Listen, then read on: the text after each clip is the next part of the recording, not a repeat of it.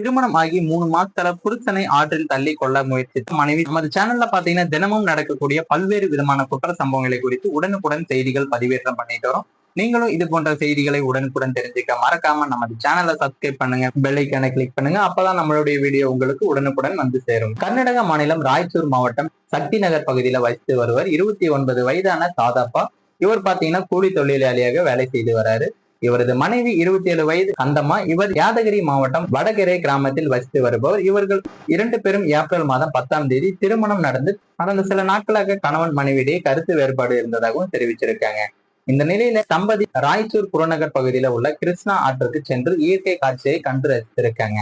மேலும் ஆற்றுப்பாலத்தில் நின்று செல்பியும் எடுத்திருக்காங்க. பின்னர் இருவரும் தனித்தனியாக புகைப்படம் எடுக்கவும் முடிவு செய்திருக்காங்க.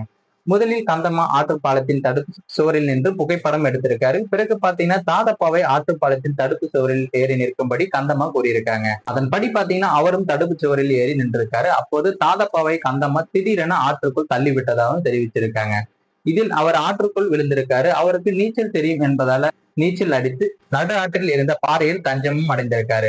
ஆற்றின் வெள்ளம் கரை புரண்டு ஓடுவதால் அங்கிருந்து அவரால் கரைக்கு வர முடியவில்லை. இதனால சத்தம் கேட்டு ஓடி வந்த வாகன ஓட்டிகள் மற்றும் பொதுமக்கள் கயிறு மூலம் அவரை மீட்டிருக்காங்க. அவர்களிடம் கந்தம்மா தனது கணவர் புகைப்படம் எடுக்க முயற்சித்த போது கால் தவறி ஆற்றில் விழுந்ததாகவும் கூறியிருக்காரு. இதை கேட்ட தாதப்பா மனைவியுடன் தகராறுல ஈடுபட்டிருக்காரு. என்னை ஆற்றில் தள்ளி விட்டு கொள்ள முயன்று விட்டு இப்படி கூறுகிறாய் என ஆவேசமாக கேள்வியும் எழுப்பியிருக்காரு.